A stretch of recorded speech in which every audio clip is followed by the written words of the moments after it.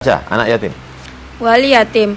Wali anak yatim kalau dia miskin tidak ada halangan baginya mengambil harta anak yatim yang dipeliharanya sekedar. Matilah si bapak tadi. Bininya asik jalan-jalan keluyuran.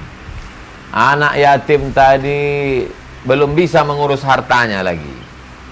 Lalu kemudian datanglah si keluarganya menyerahkan harta itu diurus oleh Ustadz Abdul Somad.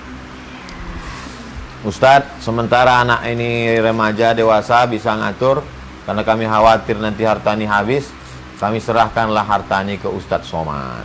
Maka saya sebagai wali yatim. Wali yatim. Teruskan.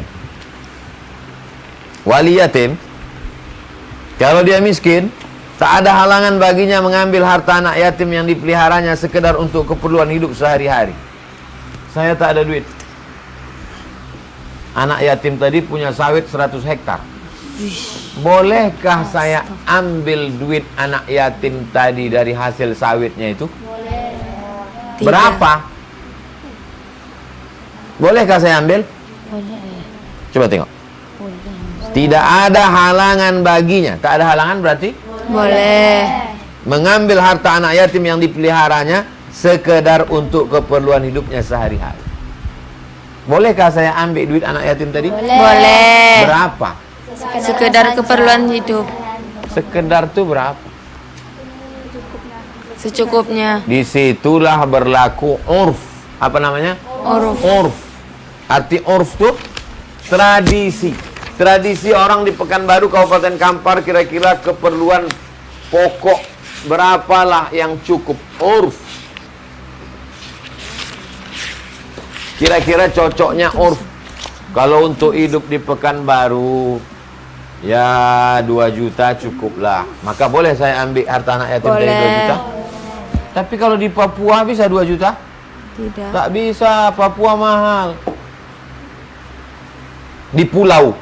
Di Pulau Natuna saja cukup 2 juta, 3 juta, 4 juta? Tak cukup. Mahal. Maka disitulah berlaku urf. Apa namanya? Urf. Apa arti urf? Tradisi, kebiasaan di daerah itu. Hal itu diperbolehkan jika dia terhalang berusaha yang lain karena mengurus harta anak yatim. Selama ini orang kalau udah cerita anak yatim pasti miskin. Padahal cerita dalam Islam ada anak yatim yang Ya. wa man kana ghaniyan, kalau dia kaya, falyasta'fif. Kalau yang ngurus anak yatim itu orang kaya, maka jagalah diri, jangan sampai makan harta anak Yatim. wa man kana faqiran, siapa yang fakir, falyakul, silakanlah makan. Kau ambillah duit anak yatim itu. Wahai para pengelola panti asuhan, bapak ibu yang mengelola panti asuhan, kalian tidak kaya, tak semua pengelola panti itu kaya, maka dia boleh ambil, tapi dengan syarat bil ma'ruf. Bil ma'ruf, asal kata ma'ruf urf. Sabda Nabi, inni fakir, aku fakir, laisa li syai', aku tak punya apa-apa, wali yatim, aku punya anak yatim. Datang seorang laki-laki berjumpa kepada Nabi, dia berkata, aku fakir, aku tak punya apa-apa, aku punya yatim. Kata Nabi, kul, makanlah min mali yatimika, makanlah harta anak yatimmu itu, ghairu musrif, tapi tak boleh berlebih-lebihan. Itulah asal usul mengapa disuruh supaya terjaga harta anak yatim tadi. Yang paling bagus supaya terjaga harta anak yatim tadi adalah dinikahi emaknya, emak anak yatim tadi. Maka emaknya terpelihara dan anaknya terpelihara, hartanya pun terpelihara dengan syarat izin istri Paham tentang asal usul poligami? Paham? Seorang wali yatim mengurus anak yatim, mengurus harta anak yatim, khawatir dia termakan, itulah asal muasal. Bukan asal-asal nampak anak gadis orang dinikah, bukan. Itu asal usul kronologis ceritanya.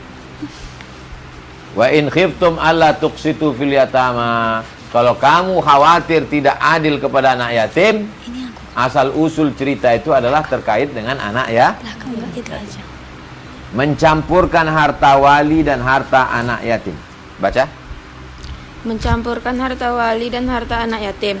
Mencampurkan harta wali dengan harta anak yatim tidak ada halangan, asal dengan niat yang baik. Bukan dimaksudkan untuk merusak harta anak yatim itu, karena yang dilarang ialah merugikan atau merusak harta anak yatim. Dalam soal ini bergantung kepada niat wali ketika hendak bertasarruf atau menjalankan harta anak yatim itu. Kalau saya mengurus harta anak yatim, tak akan saya campurkan, karena khawatir tak bisa dibedakan. Kalau antum? Terserah kalian lah. Mana tahu nanti kalian tamat, sarjana, hafal Quran, diangkat bupati jadi pengurus panti asuhan, mengelola anak yatim. Bisa jadi.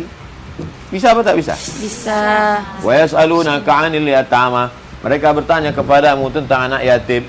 Qul islahul lahum khair. Katakanlah ngurus mereka itu adalah patut dan baik, secara baik. Wa in tuqalituhum. Kalau kamu bergaul akrab dengan mereka, fa ikhwanukum, anggaplah mereka saudaramu. Wallahu ya'lamul mufsida minal muslim. Allah yang tahu siapa yang merusak, siapa yang baik. Ayat di atas diturunkan karena turunnya surah An-Nisa. Innal ladzina ya'kuluna amwalal yatama. Orang yang makan harta anak yatim, innama ya'kuluna fi butunihim nara. Orang yang makan harta anak yatim berarti dia makan dalam perutnya api neraka. Lanjutkan, sahabat-sahabat Rasul. Sahabat-sahabat Rasulullah meninggalkan anak yatim ada dalam pemeliharaan mereka karena takut mendengar surat An-Nisa ayat 10 tersebut. Maka untuk menghilangkan kekhawatiran mereka dan anak-anak yatim terpelihara, Allah menurunkan surat Al-Baqarah ayat 220 di atas. Innal ladzina ya'kuluna amwalal yatama zulman. Siapa yang memakan harta anak yatim dengan cara zalim, innama ya'kuluna fi butunihim nara. Maka mereka sudah memasukkan api neraka ke perut mereka. Lalu siapa yang ngurus anak yatim? Bersera-sera lah anak yatim di lampu merah jual tisu, karena tak ada yang berani ngurus anak yatim. Turunlah Al-Baqarah 220. Kalau kalian bergaul mengurus anak yatim, kalian tak mampu, kalian makan yang secukupnya saja, boleh. Tapi jangan kalian mengurus panti, tapi kalian pakai mobil mewah dari harta anak yatim, tak boleh, menjadi fitnah. Makanya harta dipisahkan. Mana tahu nanti datang orang ngejek, Allah itu kan pakai mobil mewah karena ngurus anak yatim. Mendengar suara knalpotnya, yatim. Maka diterangkan, ini milikku pribadi, ini milik yatim, tidak memakan harta anak Yatim. penting.